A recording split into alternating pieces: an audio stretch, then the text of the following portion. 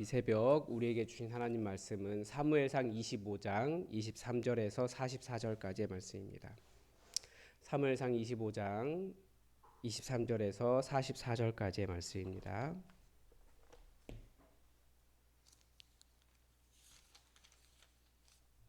우리 하나님의 말씀을 다 함께 읽겠습니다. 아비가일이 다윗을 보고 급히 나귀에서 내려 다윗 앞에 엎드려 그의 얼굴을 땅에 대니라. 그가 다윗의 발에 엎드려 이르되 내 주여 원하건대 이 죄악을 나 곧 내게로 돌리시고 여종에게 주의 귀에 말을 하시고 이 여종의 말을 들으소서. 원하옵나니 내 주는 이 불량한 사람 나발을 개의치 마시소서. 그의 이름이 그에게 적당하니 그의 이름이 나발이라. 그는 미련한 자인이라. 여종은 내 주께서 보내신 소년들을 보지 못하였나이다. 내 주여 여호와께서 살아계심을 두고 맹세하노니 내 주도 살아계시거니와 내 주의 손으로 피를 흘려 친히 보복하시는 일을 여호와께서 막으셨으니 내 주의 원수들과 내 주를 해하려 하는 자들은 나발과 같이 되기를 원하나이다. 여종이 내 주께 가져온 이 예물을 내 주를 따르는 이 소년들에게 주게 하시고 주의 여종의 허물을 용서하여 주옵소서. 여호와께서 반드시 내 주를 위하여 든든한 집을 세우시리니 이는 내 주께서 여호와의 싸움을 싸우심이요 내 주의 일생에 내 주에게서 악한 일을 찾을 수 없음이니이다. 사람이 일어나서 내 주를 쫓아 내 주의 생명을 찾을지라도 내 주의 생명은 내 주의 하나님 여호와와 함께 생명 싸개 속에 싸매었을 것이요 내 주의 원수들의 생명은 물매로 던지듯 여호와께서 그것을 던지시리이다.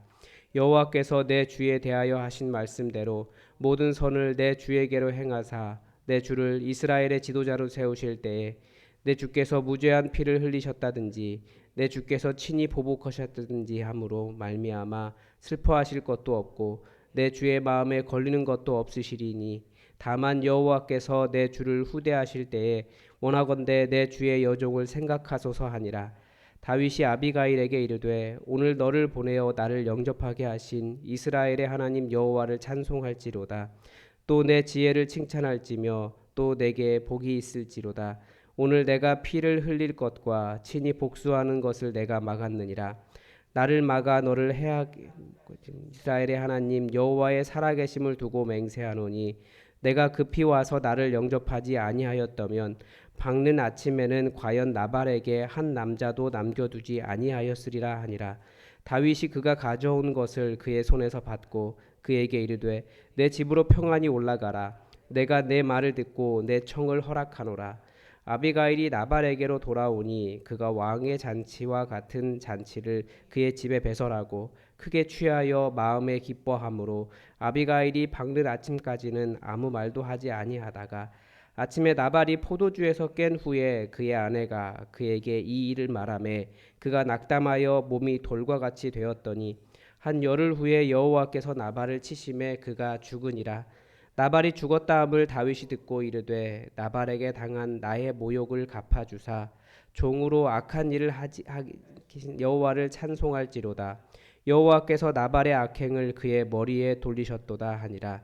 다윗이 아비가일을 자기 아내로 삼으려고 사람을 보내어 그에게 말하게 하매 다윗의 전령들이 갈멜에 가서 아비가일에게 이르러 그에게 말하여 이르되 다윗이 당신을 아내로 삼고자 하여 우리를 당신께 보내더이다 하니 아비가일이 일어나 몸을 굽혀 얼굴을 땅에 대고 이르되 내 주의 여종은 내 주의 전령들의 발 씻길 종이니이다 하고 아비가일이 급히 일어나서 나귀를 타고 그를 뒤따르는 처녀 5과 함께 다윗의 전령들을 따라가서 다윗의 아내가 되니라.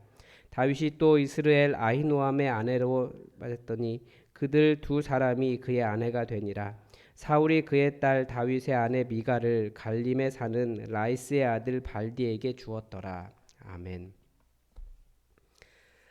오늘 본문은 어제 본문에 이어 분노한 다윗의 마음을 누그러뜨린 아비가일이라는 여인을 중심으로 내러티브가 펼쳐지고 있습니다. 그리고 또 하나는 다윗이 이제 어떻게 아내를 얻게 되었는가, 다윗의 그 결혼에 대해서도 아내에 대해서도 말을 하고 있습니다. 그 중에서 아비가일에 대한 어떤 칭찬을 하고 있는 거죠. 이 아비가일이 분노한 다윗이 뭐 나발이 완전히 무죄하다라고 말할 수는 없는 것 같아요. 그렇지만 그렇다고 사적 보복을 그렇게 하는 것은 또 옳지 않다라고 하는 것을 가르쳐 주고 있는데, 그렇게 완전히 무죄하지는 않지만 일반 시민을 죽이는 범죄를 막았습니다. 이것은 하나님께서 막으신 거죠. 그래서 하나님께서 분노한 다윗을 어떻게 막으셨는지 다시 한번 살펴볼 수 있습니다. 먼저 이 아비가일이라고 하는 여인을 통해서 막으셨습니다. 그래서 이 여인이 어떤 여인인지 좀 살펴볼 필요가 있습니다. 가장 큰 특징이 뭐냐면, 제가 사무엘서를 설명드리면서 계속 반복되고 있는 말이 몇 가지가 있습니다. 하나는, 첫 번째는 하나님은 하나님을 존중히 여기는 자를 존중히 여기시고 하나님을 멸시하는 자를 하나님도 무시하신다라는 건데, 어떻게 하는 것이 하나님을 존중하는 거고 어떻게 하는 것이 하나님을 무시하는 것인가를 사무엘서에는 계속 말하고 있는 거예요. 지금 이 내용도 전부 다 하나님을 존중하는 것이 무엇인가를 가르쳐 주고 있는 겁니다. 근데 그 중에서 특별히 하나님이 누구냐라고 하는 부분입니다. 호칭의 문제예요. 그 중에 우리가 믿는 하나님이 누구냐라고 하는 그 호칭의 문제인데, 사무엘서는 하나님이라고 하는 호칭과 여호와라고 하는 호칭을 구분해서 사용하고 있다라는 말씀을 드렸습니다.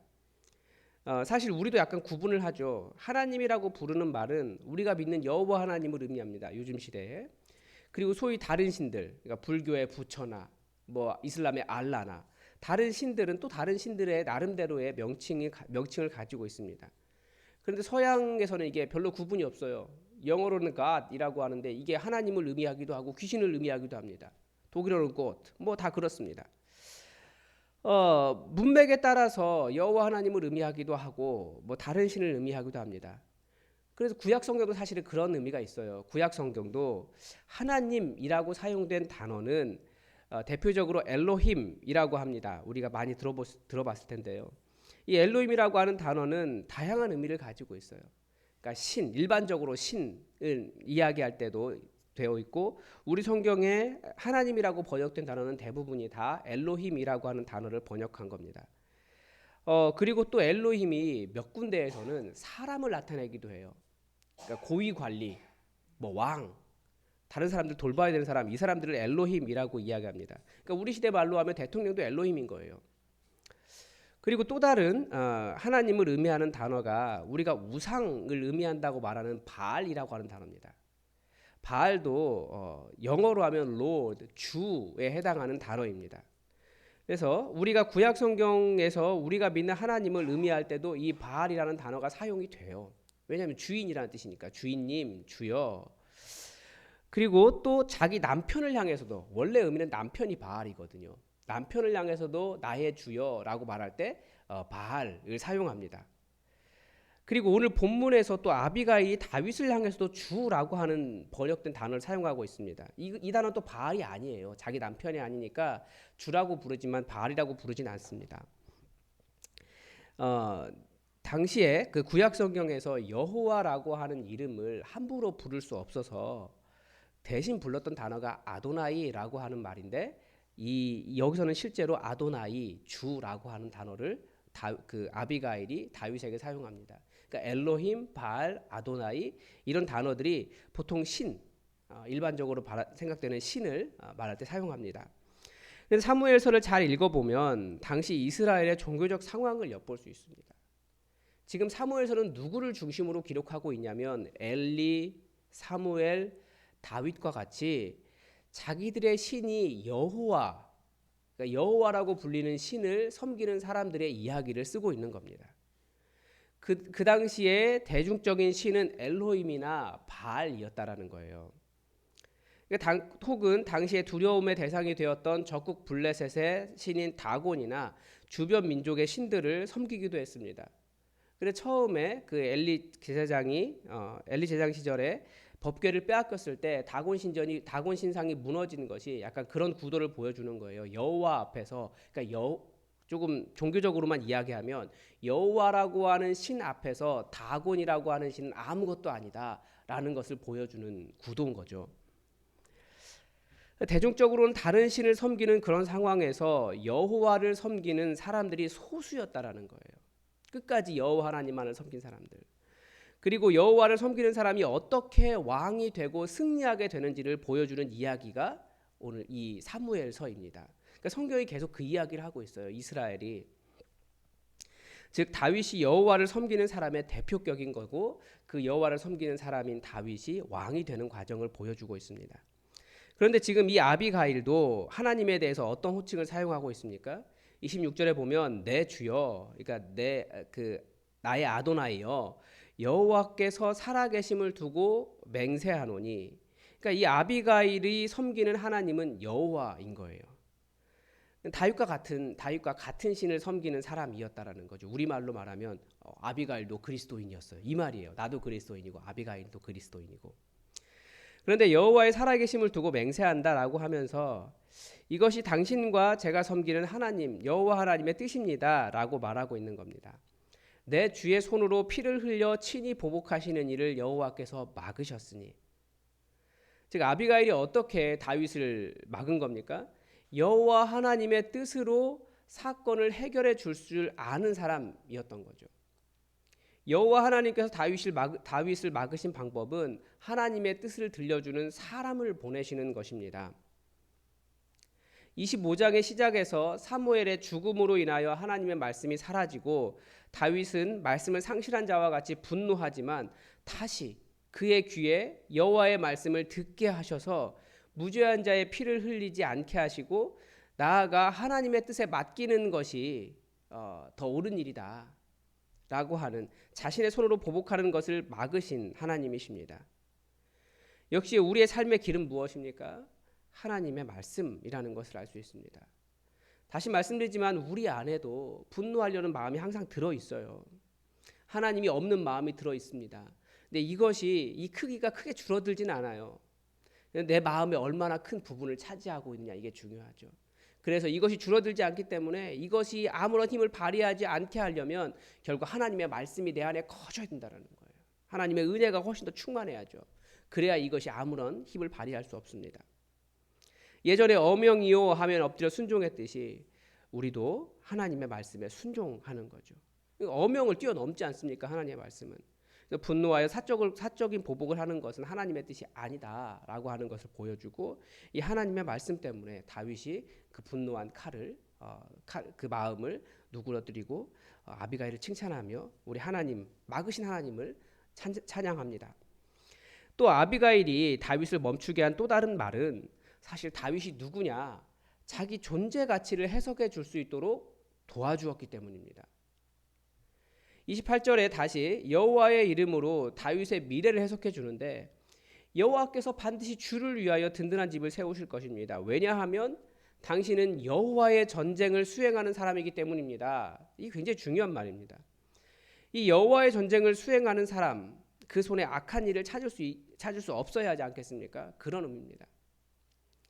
하나님의 전쟁을 하는 사람은 생명을 함부로 죽이거나 자기에게 주어진 하나님의 권능, 하나님의 힘을 가지고 폭군처럼 자기 분노에 미쳐서 막 칼을 휘두르는 사람이 아니라 하나님의 도구로서 순결해야 한다는 겁니다. 우리도 다 하나님께서 주신 하나님 나라를 만들어가는 사명이 있지 않습니까? 이 모양이 다 그렇습니다. 예를 들면 교회나 세상이나 다 선한 일을 합니다. 그리스도인들의 선한 일의 동기가 무엇입니까? 우리는 하나님 나라를 만들어 가기 위해 선한 일을 하는 겁니다. 그리고 하나님의 자녀로서의 삶을 사는 거죠. 나의 만족이나 착하게 살아야지, 이런 의미와는 좀 차이가 있습니다. 착하게 사는 것도 세상적인 기준으로 착하게 사는 것, 그게 오히려 교회와는 하나님의 메시지와는 다를 수 있어요. 예전에 그런 기사가 난 적이 있는데 아마 아시는 분들은 아실 겁니다. 짤짤이 순례라고 혹시 들어보신 적이 있으신지 모르겠습니다. 이 교회마다 돈을 달라고 찾아오시는 분들이 가끔 있습니다. 그래서 교회들이 한 사람이 오면 얼마를 준다라고 내규를 정하고 예산을 세워놨습니다. 그런데 어느 교회에서 얼마 준다라고 하면 못해도 200명에서 300명의 사람들이 이 돈을 받기 위해서 이렇게 돌아다닙니다. 수도권 쪽에서는. 이 정도 규모면 사실 많이 못 도와드립니다. 그렇기 때문에 한 500원, 1,000원 이 정도 드립니다. 그리고 교회의 인력에 한계가 있기 때문에 날짜와 시간을 정해서 그렇게 드립니다.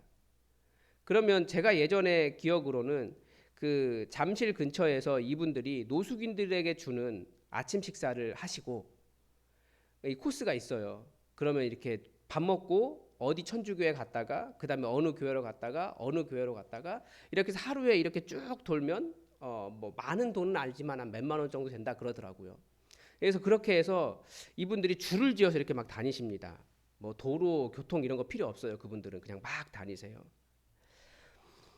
그렇다고 이분들이 진짜 노숙하시는 분은 아니에요. 진짜 노숙하고 어려우신 분들은 거기도 못 와요. 냄새 난다고 그분들이 못 오게 합니다.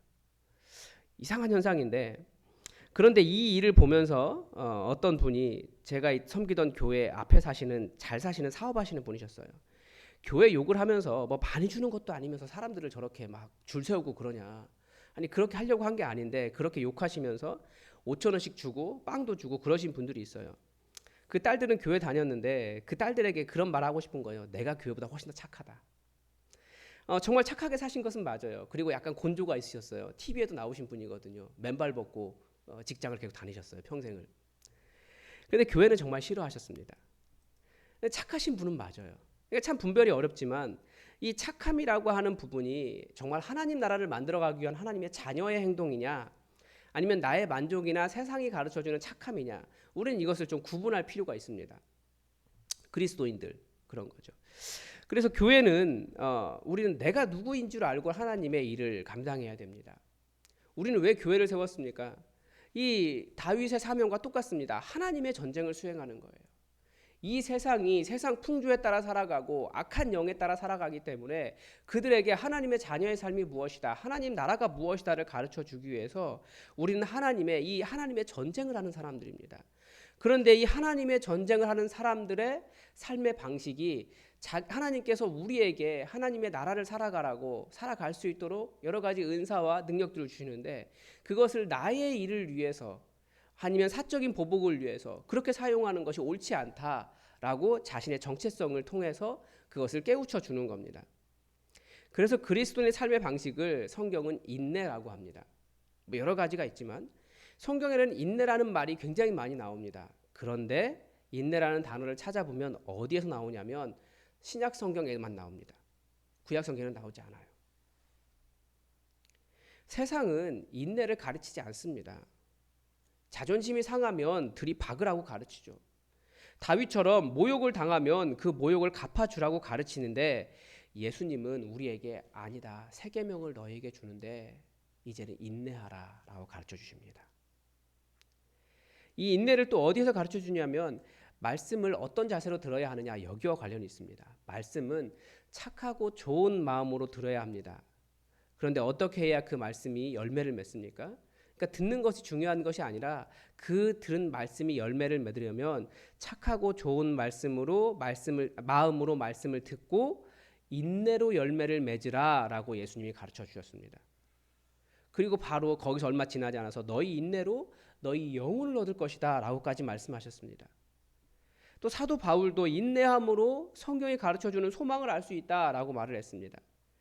인내를 이루라 온전히 이루라 이는 너희로 온전하고 구비하여 조금도 부족함이 없게 하려 함이라. 그러니까 하나님의 말씀을 살아가고 하나님 나라를 만들어가는 하나님 나라 하나님의 전쟁을 하는 사람들에게 필요한 것은 하나님의 말씀을 이루기 위한 인내라는 겁니다. 그래서 우리는 하나님의 말씀을 이루기 위해서 인내하고 참아내는 거예요. 분노할 수 있죠. 화가 나죠. 혹은 억울한 일 당하면 보복을 하고 싶죠. 그러나 그런 것이 하나님께 맡겨야 되는 일이지 내 일이 아니라는 거예요. 우리는 하나님의 전쟁을 하기 때문에 거룩하고 순결하게 무죄한 피를 흘리면 안 된다는 겁니다. 하나님께서 하나님의 성전을 짓겠다는 다윗에게 너는 나의 성전을 지을 수 없다라고 하신 이유를 다 아실 겁니다. 피를 너무 많이 흘린 거죠.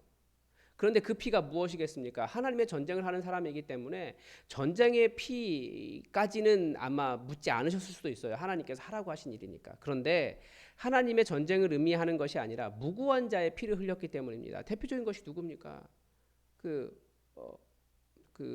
우리야 아닙니까? 무죄한 자의 피를 흘린 게 많이 있어요. 다윗이. 그런 부분에 대해서 하나님께서 너는 내 성전을 지을 수 없어 라고 말씀하시는데 만약 나발의 피까지 그 손에 묻혔다면 공의의 하나님은 아마 다윗에게 그에 맞는 일을 또 하셨을 겁니다.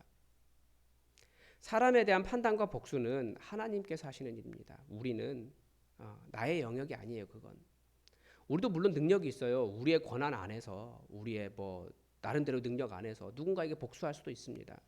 그러나 그것은 하나님의 사람이 하는 일이 아니에요. 우리는 하나님 나라를 만들어가기 때문에 하나님 나라는 사적 보복을 하는 그런 곳이 아니거든요. 내 마음에 꽁하고 이렇게 묶어두고 이 사람 어떻게 해버릴 거야 이런 세상이 아니에요. 하나님 나라는 용서하고 예수님처럼 죄인을 위해 십자가 먼저 지고 그 사람의 한계를 이해하고 그 사람을 어떻게든지 보듬어주고 그 사람이 설 수 있도록 도와주는 것이 하나님 나라를 만들어가는 우리의 인내입니다. 그 사랑의 대상이 바로 또 우리의 형제와 자매들이에요. 교회 안에 보면 부족한 사람들이 많이 있습니다.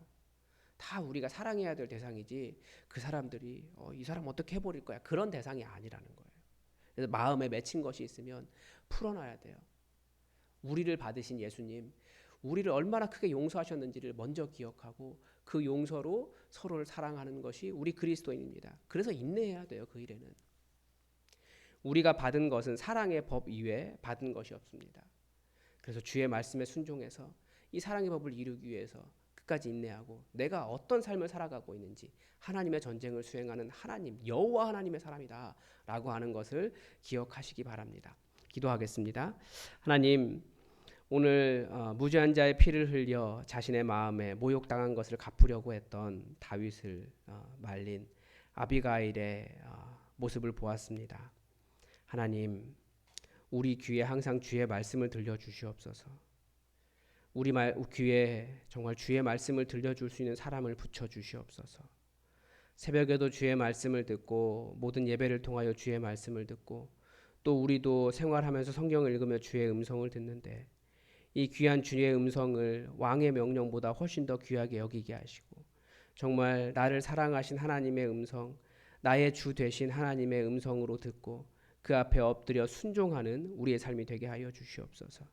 우리가 인간적인 마음으로 보복하고 복수하고 분노하려는 마음보다 섭섭하여 다른 사람을 정죄하려는 마음보다 예수 그리스도께서 우리를 어떻게 사랑하셨는지 그 사랑하신 마음을 온전히 깨달아 알게 하시고 그러한 사랑의 긍휼을 또 그리스도인의 관용을 온 세상에 보이게 하시며 우리가 하나님의 전쟁을 수행하는 하나님의 사람인 것을 온전히 기억하여 그에 걸맞는 거룩과 순결한 삶을 이뤄갈 수 있도록 도와주시되 하나님 복음을 전하며 신앙생활하며 억울하고 마음에 맺힌 모든 것들 아버지께서 해결하여 주시옵소서.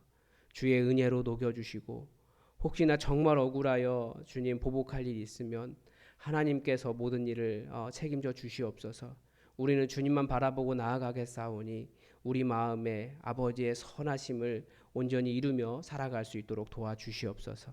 이 새벽에 우리가 더욱더 주님의 사랑에 걸맞는 사람이 되기를 원하며 예수님의 이름으로 기도드립니다. 아멘. 여러분 오늘도 교회를 위한 기도 제목을 부탁을 드립니다. 하나는 우리 오늘 목자 교육이 있는데 가정교회 세미나 마지막 시간 잘 이루어질 수 있도록 우리 목자들이 다 참여할 수 있도록 여러분 기도해 주십시오. 그리고 주일을 준비합니다. 주일에 하나님의 은혜가 넘치는 시간이 될 수 있도록 말씀을 준비하는 저나 주일을 준비하는 모든 사람들에게 성령 충만케 해달라고 여러분 기도해 주시기 바랍니다. 그리고 계속해서 여러분의 기도 제목 기도하시기 바랍니다. 다 함께 기도하겠습니다.